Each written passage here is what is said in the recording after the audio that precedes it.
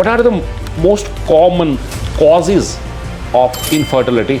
अंडा बनने में कोई दिक्कत आ सकती है, नले ब्लॉक हो सकते हैं. Does age affect fertility?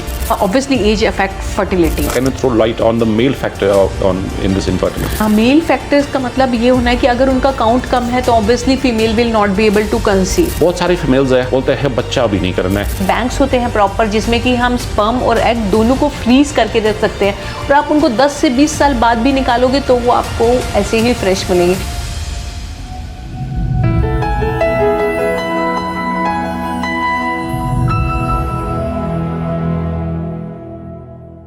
Hello viewers, this side Dr. A. Bhiwani, Director CEO of Billimer Consulto and your host. Consulto is an emerging online platform offering medical consultancy services, and on this channel we talk about anything related to female health. And today we are having our specialist Dr. Gunjan Goyal, and together we are going to talk on a very important, very interesting topic, infertility. बच्चा ना होना. Welcome to our podcast, ma'am. Thank you sir. First of all, what are the most common causes of infertility? Now, before starting, I would request you to throw light on both causes, I mean both factors, men as well as women. Sir देखिए ये एक बहुत बड़ा topic है जिसे हम short में यहाँ पे डिस्कस करेंगे. आप जैसे जानते हैं 2 अंडेदानी होती हैं, 2 ट्यूब, 2 नले होते हैं और एक फीमेल के पास और एक बच्चेदानी होती है. तो हम अंडों से शुरू करें, अंडा बनने में कोई दिक्कत आ सकती है, नले ब्लॉक हो सकते हैं और अब बच्चेदानी की जो लाइन है जो कि बच्चा लेती है उसमें भी कोई दिक्कत आ सकती है जिसे वो बच्चा लेने में सक्षम ना हो या उसमें कोई गांठ हो या उसमें किसी भी तरह का प्रॉब्लम हो या कोई यूट्रस में कंजेनाइटल डिफेक्ट्स होते हैं, मतलब जो बचपन से डिफेक्ट होते हैं जिन्हें बच्चा हो ही नहीं सकता है, कुछ सिंड्रोम्स होते हैं, कुछ इस तरह की प्रॉब्लम्स फीमेल्स में हम देखते हैं डेली बेसिस पे. या कुछ लाइफस्टाइल डिसऑर्डर्स होते हैं जैसे कि PCOS वगैरह. और आदमियों में इरेक्टाइल डिसफंक्शन हो सकता है, सीमेन एनालिसिस में प्रॉब्लम, मतलब सीमेन आदमी के शंकाणुओं को हम कहते हैं जिनके की काउंट भी कम हो सकते हैं, उनकी मोटिलिटी में भी प्रॉब्लम हो सकती है और इस तरह की काफ़ी सारी दिक्कतें आदमियों में हो सकती हैं जो कि जैसे उनकी टेस्टिस जो होती हैं उसमें पेन हो सकता है, स्वेलिंग हो सकती है, किसी तरह की बीमारी हो सकती है जिसके लिए उन्हें ट्रीटमेंट लेना चाहिए. So there is a long list of causes, both from men and women.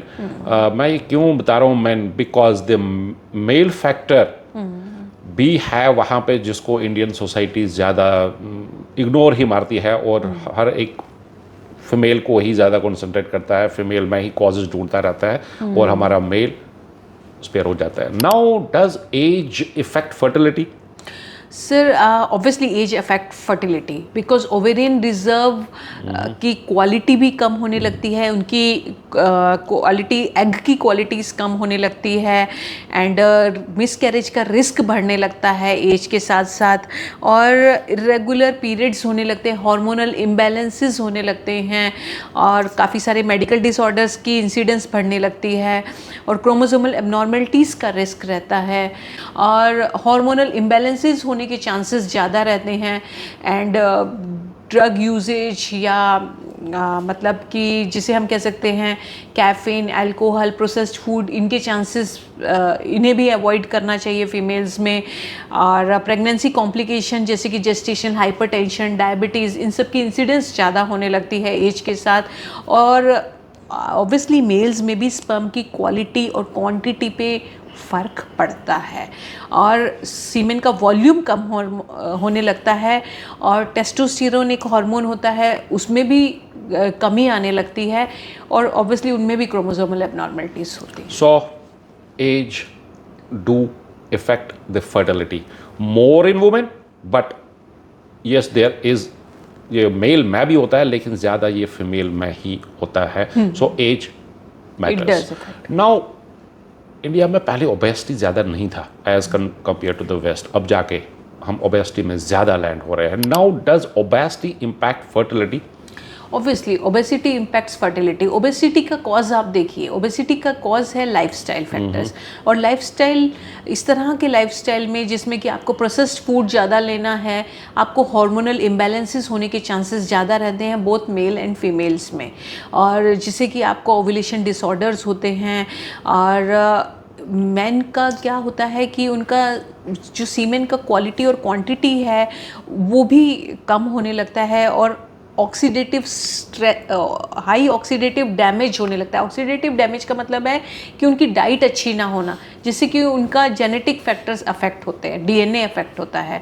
और फीमेल्स में फर्टिलिटी इट्सेल्फ ही कम होने लगती है, और हार्मोनल इम्बैलेंसेस होने लगते हैं, इसी तरह की चीज़ें होती हैं। मोटा ना होना है, और अगर आप मोटे हो, आप मोटापे को कंट्रोल कर लो, आपका फर्टिलिटी रेट ज़्यादा हो जाएगा। Now in your OPD there are many patients with the report of polycystic ovary, PCOS. Now ये पीसीओज क्या इनफर्टिलिटी का कारण हो सकता है क्या? क्योंकि ये पीसीओडीज के रिपोर्ट अब ज़्यादा आने लगता है ड्यू टू दे बहुत सारे वजह की वजह से। So does polycystic ovarian syndrome PCOS, और दूसरा अभी आने लगा ज़्यादा जो एंडोमेट्रियोसिस है। So the question will be polycystic ovaries और एंडोमेट्रियोसिस का फर्टिलिटी के साथ क्या जोड़ है? सर देखिए, जैसे मैंने पहले भी मेंशन किया है कि पॉलीसिस्टिक ओवरीज एक लाइफस्टाइल डिसऑर्डर है।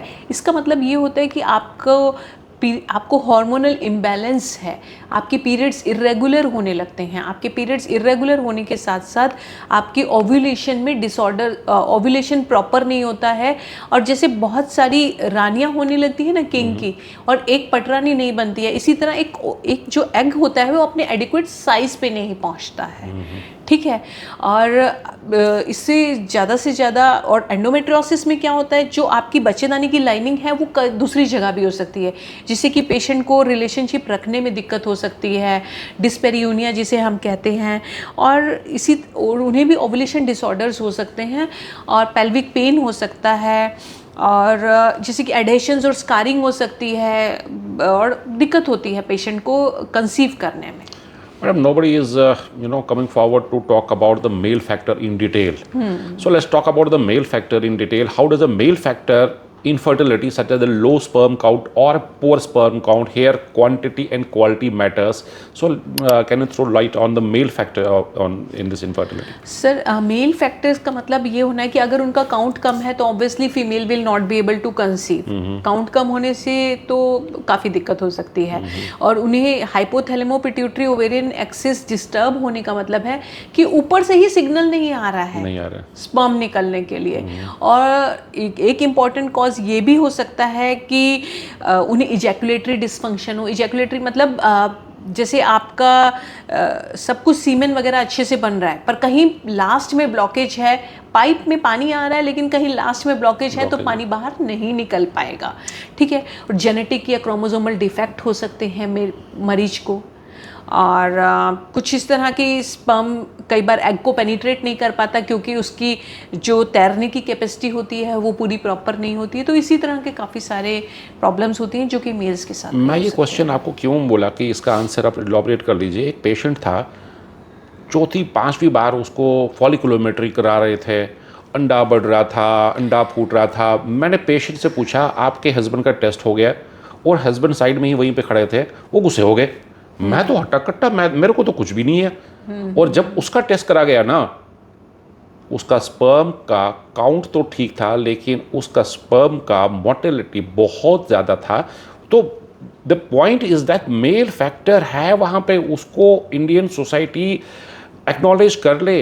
मेरे हिसाब से तो 30-40% मेल फैक्टर ही है इसमें। एक्चुअली 30 to 40% है उनकी मोर्टिलिटी कम होना, उनका काउंट्स कम होना, उनकी मॉर्फोलॉजी प्रॉपर ना होना, इस तरह के डीएनए इंटीग्रिटी वगैरह में। So lastly, can we talk about the genetic factor, if any? Are there any genetic factors that can affect the fertility?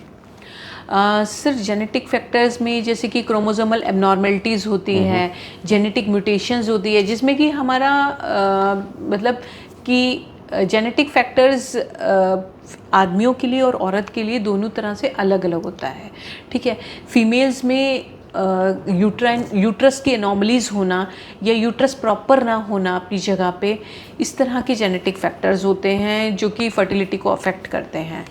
Madam one important question जो कि अभी तो बहुत रेलिवेंट है लेकिन आगे जाके और ज़्यादा रेलिवेंट हो जाएगा। बहुत सारी फीमेल्स है, हमारा कॉर्पोरेट सेटअप है, अपने फील्ड में बहुत ही मस्त है, अपने कैरियर को लेके बहुत ही फोकस्ड है, बोलते हैं बच्चा भी नहीं करना है।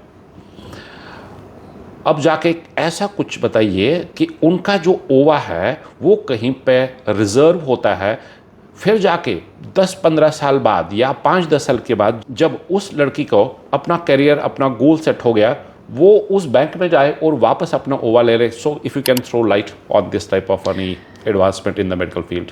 सर देखिए, ये दोनों के लिए ही एप्लीकेबल है, स्पर्म एंड एग फ्रीजिंग जिसे हम कहते हैं। स्पर्म एंड एग फ्रीजिंग में क्या होता है, जो कि पेशेंट्स कोई मेडिकल डिसऑर्डर से सफ़र कर रहे हैं या कैंसर ट्रीटमेंट ले रहे हैं या अपने कैरियर में एडवांसमेंट चाहते हैं, अपने कैरियर पीक पे हैं और अभी बच्चा नहीं चाहते हैं, तो उनके लिए बैंक्स होते हैं, सीमेन बैंक्स होते हैं, एग बैंक्स होते हैं प्रॉपर, जिसमें कि हम स्पर्म और एग दोनों को फ्रीज करके रख सकते हैं और आप उनको 10 से 20 साल बाद भी निकालोगे तो वो आपको ऐसे ही फ्रेश मिलेंगे। But it is better to take medical advice, in timely medical advice, so that आप 30 से पहले अपने एग्स फ्रीज कराएं या स्पर्म फ्रीज कराएं तो वो आपके लिए बेटर है। नाउ आप एडवाइस पे आएंगे, what advice will you give to individual और couples who are struggling with infertility and they are considering seeking a medical assistance? सबसे इम्पॉर्टेंट एडवाइस है, consult a proper qualified health care professionals. जो भी इधर उधर के लोग आपको, फैमिली डॉक्टर्स या कुछ इधर से, आपको एक प्रॉपर चैनल के थ्रू जाना है, अपनी प्रॉब्लम्स को डिटेक्ट करना है। The first step in seeking a medical care is you have to consult a qualified professional and try to find out what is the cause of your problem, what is the cause of infertility, try to treat that cause and many other options are there which is given to the patient को हम कई तरीके से समझाते हैं कि आपको ये प्रॉब्लम है और इसका ये ट्रीटमेंट है। कई प्रॉब्लम्स का ट्रीटमेंट नहीं होता है, जिसके लिए हम पेशेंट को सरोगेसी भी एडवाइस कर सकते हैं, ART भी एडवाइस कर सकते हैं। ART का मतलब होता है आदमी का शुक्राणु और औरत का अंडा लेके बाहर ही बच्चा बनाते हैं और उस बच्चे में हम 4 से 5 बच्चे एम्ब्रियो बनाते हैं, जिसे हम बच्चा कहते हैं। उस एम्ब्रियो में हम पहले से ही टेस्ट कर लेते हैं कि कौन सा बेहतरीन है और उन 3 एम्ब्रियो को हम औरत की बच्चेदानी में डालते हैं, जिसे हम ART कहते हैं, जिसने आज हमारी एक मॉडर्न टेक्नोलॉजी को बहुत रिवोल्यूशनाइज किया है और सारे इनफर्टाइल कपल्स की एक ड्रीम को फुलफिल किया है बच्चा होने की। ये ART खुद से एक टॉपिक है, so we will try to cover this ART in a dedicated podcast. Thank you very much, ma'am. Thank you, sir. Hope this podcast has cleared all your doubts. If not, please leave your comments in the comment section. We will try to cover each and everything in our next podcast. Please like, share and comment and share this video if you found this helpful. Thank you very much. God bless all of you. Stay tuned for more podcasts.